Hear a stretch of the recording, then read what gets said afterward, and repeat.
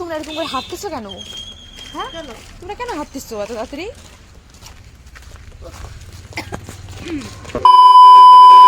Hello everyone, this is Priyanka, welcome back to my channel. তো তোমরা দেখতে পাচ্ছ যে আমি রেডি হচ্ছি। কেন রেডি হচ্ছি, কোথায় যাচ্ছি, তো সেটা তোমরা জানতে চাইলে পুরো ভিডিওটা দেখতে হবে। কিন্তু কোথায় যাবা বলো তো আজকে?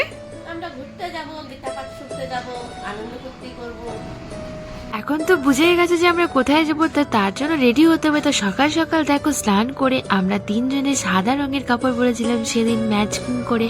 তো আমরা তিনজনে রেডি হয়ে মা, কাকিমা আর আমি বেরিয়ে যাই। প্রচন্ড রৌদ্র দিয়েছিল, তারপরেও আমরা বেরিয়েছিলাম। তারপরে আমরা টোটোতে উঠে পড়ি।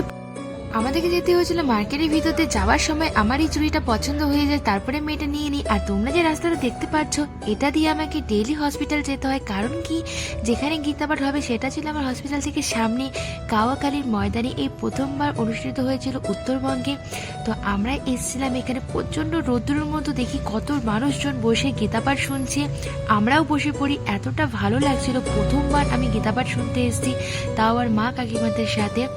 আর অনেকটা শান্তি লাগছিল, মনে একটা আলাদা রকম অনুভূতি হচ্ছিল।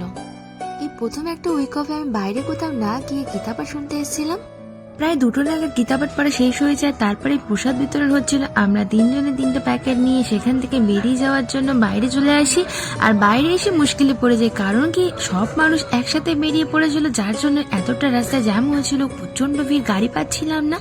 এরপরে আমরা হেঁটে অনেকটা পথ চলে আসছি। শেষ করছি, আশা করছি সবার ভালো লাগবে। দেখা হচ্ছে নেক্সট ভিডিওতে। টাটা, সবাই ভালো থাকবে।